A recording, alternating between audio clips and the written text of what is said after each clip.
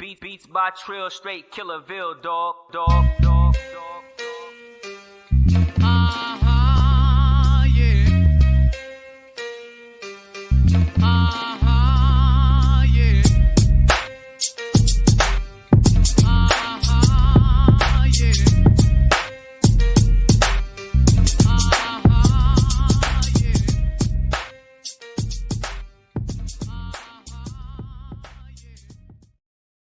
What's cool? What's good? I'm back. Yours truly, one and only Paul Pigger, host of the Paul Pigger Podcast, aka Triple P, aka the Common Sense Podcast, your source for music, sports, politics, sport events, and much, much more. Today, I'm going to react to a video titled "Is Spotify Going Broke?" Before we do that, though, I want to give you a word from Dizzle Brand Premium Luxury Liqueur.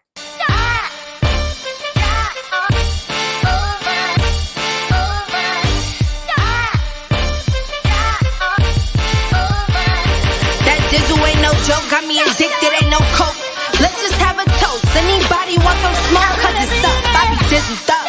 Catch me sipping with my double cup. Can't just have one, you gotta double up. You pour it, gotta watch it bubble up. I ain't gon' lie, I cannot get enough. What Callie said, I need another one. Gonna have you coming back for more, but go get it while it's hot. Before it be sold out in your stores. That Dizzle.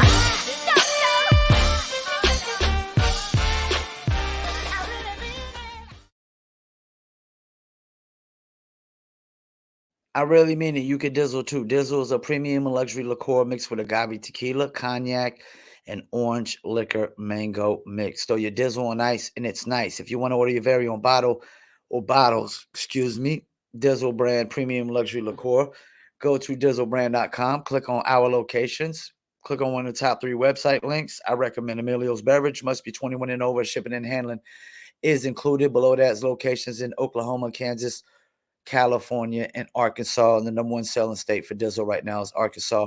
Don't forget Dizzle Brand merch also as well. I got one of the t-shirts on right now. I got the Dizzle Brand white with the blue to match the hat. They got the white and the red, black and the gold.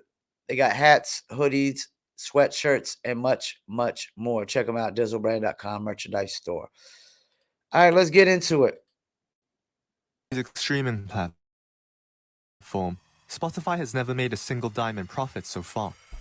It must look to expand beyond music streaming, with podcasts being one of the key drivers. They're literally pulling for whatever they can to survive. They're going broke. DIY.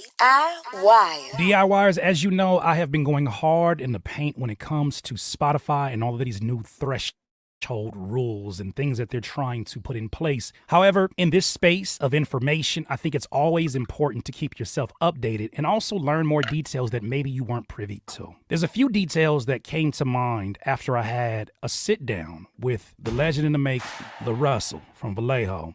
At this portion of the interview with LaRussell, I told him about my decision to leave streaming. Look at his reaction. You know what I did 2 days ago? Delete all my music off of streaming. And I'm not gonna blame you for that. I'm a grown man, I make my own situation.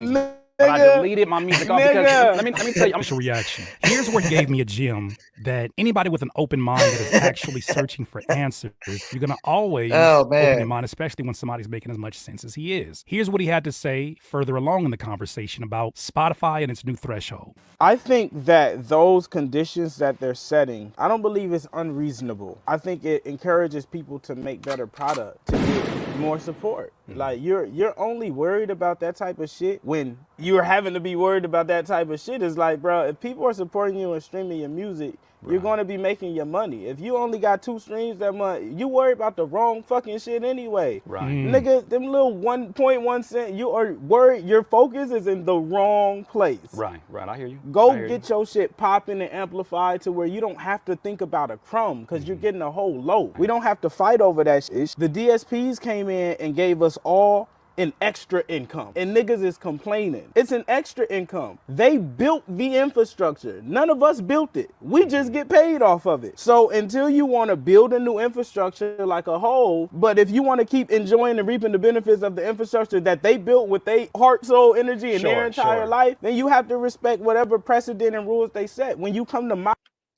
Let me stop right there. Well, at first it sounds like that this is going to weed out the bullshitters. Then he broke down, like, you know, who these companies built the DSPs, the digital streaming platforms, and all that, and you didn't build them. You know, it makes me think of how artists are with the labels. Like they don't want to they want a label to put $1 million behind them, but they don't want to put no money up on the project. Okay, but they want to get, reap all the benefits and rewards of not putting up no money. Just like with artists, they want to get massive FM radio play when they're unsigned and they have no fan base or listeners to bring to radio. And it's your job as an artist to bring listeners to radio. It's not the program director's job to bring listeners to radio. It's not the DJ's job to bring listeners to radio. It is the artist's job. That's why they play popular music. It sounds like, once again, a bunch of artists who didn't contribute to no cookies in the cookie jar, but they want to keep snatching cookies out of the cookie jar. Let's keep it moving. My house, there's certain ish that I'm going to allow in my house. Sure. Because this is my ish. And that's anywhere else you go until you build your own crib. My niggas get splits. Yeah. So it's like, I used to get $0 when I put a song online. Now when I put that same song online, I get paid to do it. So the only business that matters is not just our own. It is also the business of the streaming platforms. Obviously want to turn a profit because it is still a business, but they also provide a service that we have a choice of whether or not to use. I understand what his point was, and as I started to ask more questions, I started to see why there was a level of empathy for the companies that maybe at that moment I didn't have because I was thinking about their threshold. Everyone will always be in conflict with the numbers. No one's ever going to feel like they're getting paid enough for their art. How could you? But when you start like arguing over the crumbs, let me stop right there. He's right. Because even when an artist has 0 fans, they feel like they should be getting paid for their art. And some people put a higher monetary value on their stuff, like when rest in peace to Nipsey Hussle, but he was selling his albums like $1,000 a pop. I think there's another guy selling them out there like 1,000 or 10,000 a pop. You got Lloyd Banks about to sell him $100 a pop for a mixtape. So that's definitely putting a different value on your art compared to other people. I just feel like it changes where our alignment should be in terms of why we do this shit and what we're doing. It's like most of us who really do music, who really care, we wasn't getting no money. Right. You feel me? Like, He's not lying. Somebody gonna have to tell the truth, and I'm gonna tell it. We adjust our businesses as we go along and we pivot because that is what a successful businessman or businesswoman must do. So he's making a lot of valid points in that. In the very beginning, I wouldn't say all of us, but many of us probably didn't anticipate a day that we would be making money off of this thing that just seemed like a cool thing to get into. you love it and you. And let me chime in on that. I remember why I got into online marketing and advertising and music promotion in the first place. I was an artist, not really making no money off of my music. I was booking shows for old school artists and dealing with janky promoters and stuff, and didn't really know the business in the game at that time. But once I got into targeted Twitter followers, and I started doing targeted Twitter followers for a lot of old school artists and a lot of unsigned artists, and I started making a lot of money quick, and I instantly got my own place quick. That's when I had less interest of me trying to make it as an artist and more interest in promoting other artists and other brands and, other products and services and things of that nature. So, yeah, man, you go where the money goes. Go make great art and eventually you get paid. Niggas is trying to get paid before they make great art now. You didn't. I gotta hold up. And not only before they make great art, they trying to get paid before they have consumer base, a fan base. They could have, hold up, you know what? Let me solo myself out. They could have this many fans,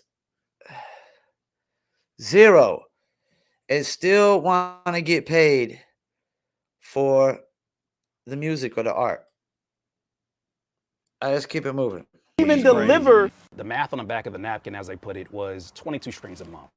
That's enough. My thing was, then why not institute that in the very beginning? YouTube even made it to where in the very beginning it was 10,000 subscribers, 10,000 views and all of these things. You can just change at any point. That wasn't always a YouTube practice. YouTube had to grow and develop as a company before they even got to the point where they could do monetization, and that was their practice. That was not always their practice. When niggas are building things, and I think that's where the dissolution come in. There's a lot of people who consume product, and then there's people who build product. His point that he's making right now about Spotify still being a business that, as you'll hear, generates about 10 billion a year. They still have goals of their own that they want to accomplish. What I didn't understand were what some of those obstacles may be that are creating scenarios where they have to, or they feel that they have to, create a threshold to ensure that the environment stays stable. There was a lot of things that, admittedly so, I did not know about the structure of Spotify. The information in this video and where it ultimately led to of why Spotify has not been able to be a profitable business may be a familiar friend of yours. Despite being the world's largest music streaming platform, Spotify has never made a single dime in profit so far. While he's looking at the screen, I've been saying there's no freaking way that they're making any money. They're paying out excuse my French, and I don't know why it's French because I think it is an American word, a shit ton of money every single day to the majors. There's no way they're making any money. I've been saying that. There's no way Spotify is making a single profit. They're paying out a shit ton. And what is he saying? They haven't made a profit. They're the WNBA. They're the freaking WNBA. They haven't made a single profit. Let's keep it moving. The company has never had a profitable year in its history, and over the years, its losses has added up to over 4. What I just say? They're the WNBA. They haven't had a single profit in their history. Let's keep it moving. 4 billion euros. For a company that has not only disrupted the entire music industry, but also... And you know what? I hate to stop again. I feel like freaking Nostradamus, man. I feel like freaking Nostradamus over here. Like, I've been said they ain't making no profit. They're paying out a shit ton. I've been said this streaming shit is about to really, really, really, really change. And you see it's going to change simply because Spotify's got to figure out how to make a profit, man. And how they're going to make a profit? They're going to take your little hobby artist royalties, as they call them, the little royalties that you, as a hobby artist, is over there getting. And if you don't get that 1,000 streams per song, they're going to demonetize that and then put that money into a pool and give it out to artists they feel legit because you over there on some hobby shit. Also completely revolutionized the way we consume music, one would reasonably expect Spotify to be drowning in profits. However, the reality is that Spotify has never been able to turn a profit, making it the only software company that generates over 10 billion euros in revenue each year to consistently Curtis lose money. he's looking all confused and shit. I've been on this. That still looks like $10 billion to me. In this video, we will analyze the core problem behind Spotify's persistent lack of profits and examine the company's recent efforts in turning the situation around. With Spotify's financials laid out for everyone to see, it's no secret that at the heart of the problem are the high royalty fees it has to pay others for streaming their music. For every dollar in revenue Spotify makes from streaming music, nearly 2/3 are paid to the rights holders of the music, leaving only one.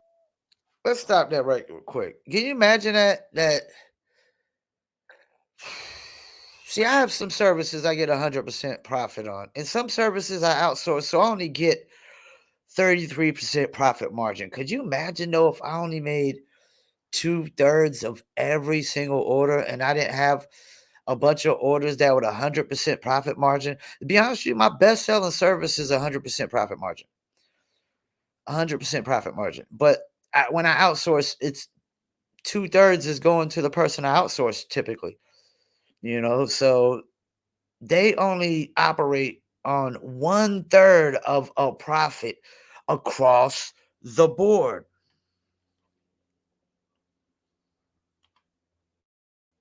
The rights holders reserve about 2/3 of the income coming in to Spotify, wow. leaving about 1/3 for them to run business with.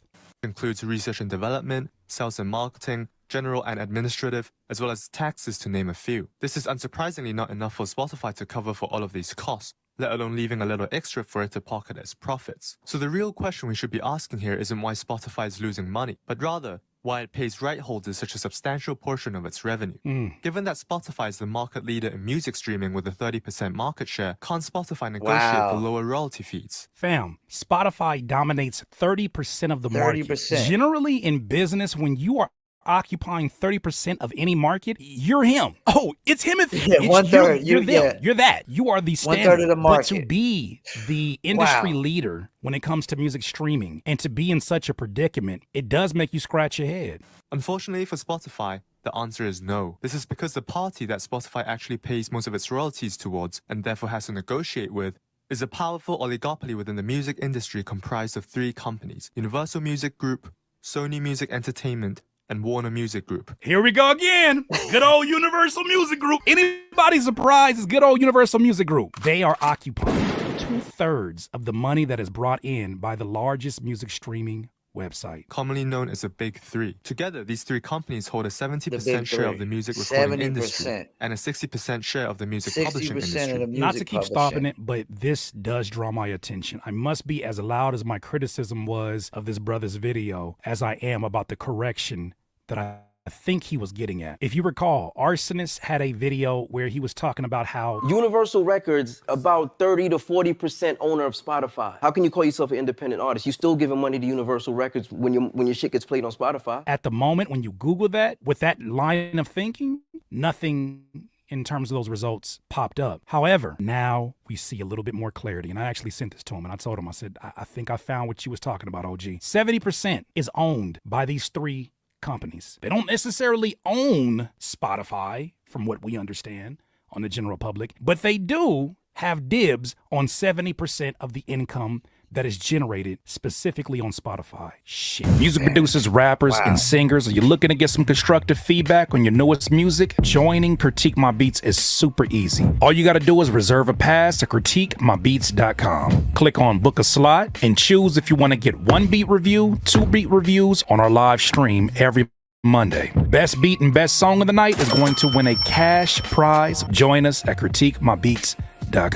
By helping artists with the promotion and marketing of their brand and music, these major record labels in return get to own the music produced by these artists, and it is therefore from them that Spotify licenses the right to stream most of the music its users listen to. Without these licenses, millions of songs would not be available for streaming on Spotify, which would result in its customers turning to any one of its competitors, such as Apple Music, Amazon Music, or YouTube Music, who all have licenses with the Big Three and are all priced the same as Spotify. The difference between having and not having any one of the Big Three's music library is literally life or death for Spotify, which therefore gives the Big Yeah, like FM radio, they gotta have that mainstream music. If not, they're gonna be like Little Brother.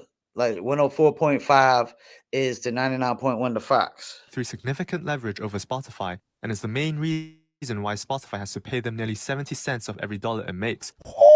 Oh, bruh, if every time you made $1, I took 70 cents off of that dollar, how much you think you have left? You might be trying to figure out a threshold system to try to fight some of this back. Dare I say I'm starting to...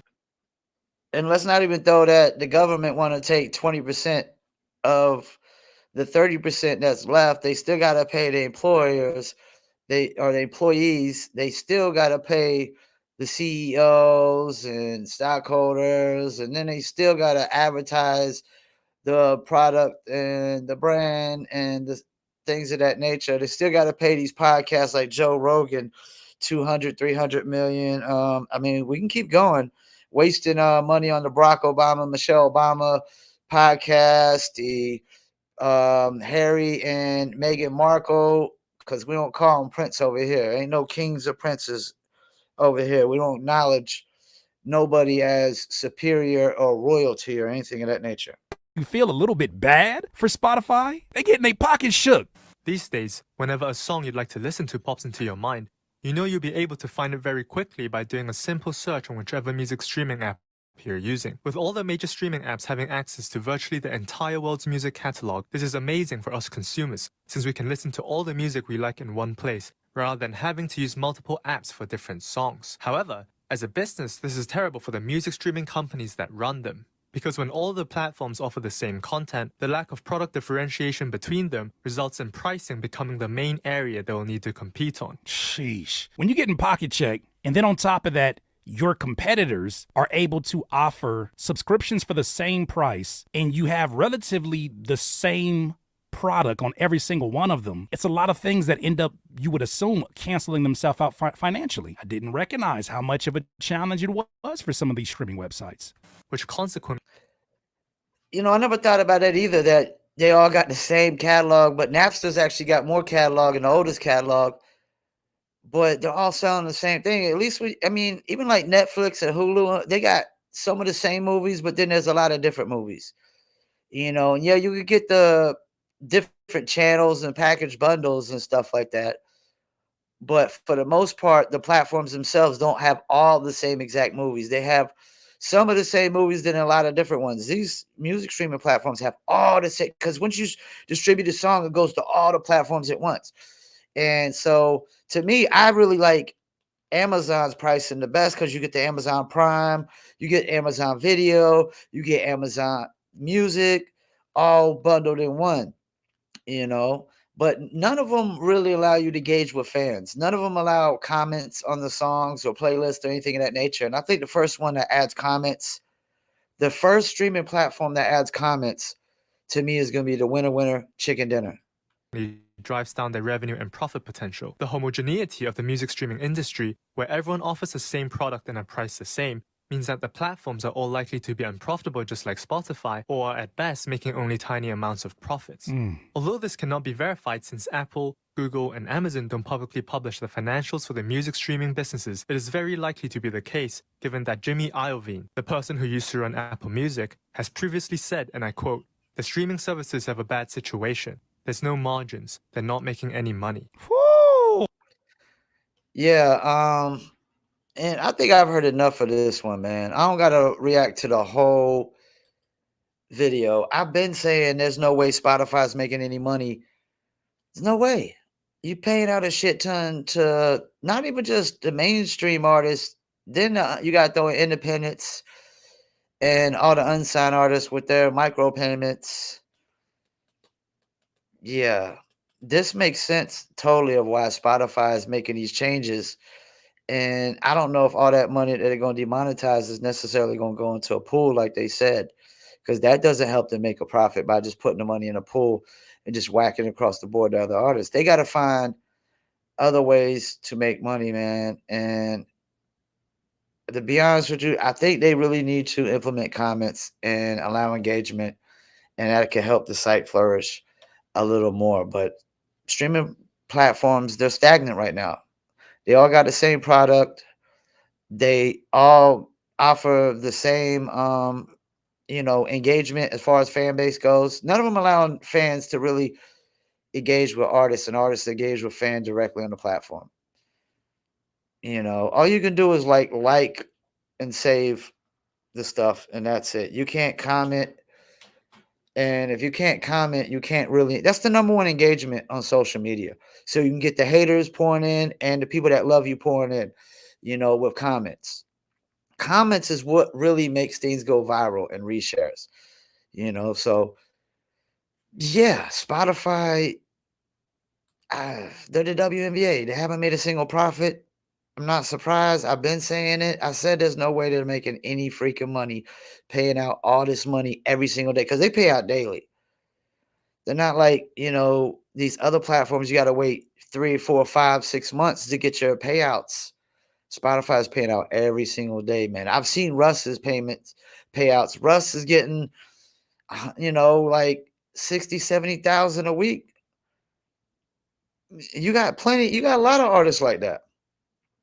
There's a lot of artists getting book shows, making streaming dollars, selling merch, digital downloads, all that are not household names nowadays, man, because of the internet. Internet is wide open, man. It's wide open. Once again, I want to thank you for tuning in to another episode of the Paul Pickle Podcast. Don't forget, video version goes to YouTube, Facebook, Instagram, Rumble, BitChute, LinkedIn, and Twitter. And the audio version goes to Spotify, Apple, Amazon, Deezer, TuneIn, Stitcher, Slacker, iHeartRadio, Player FM, and much, much more. Peace, and I'm out. I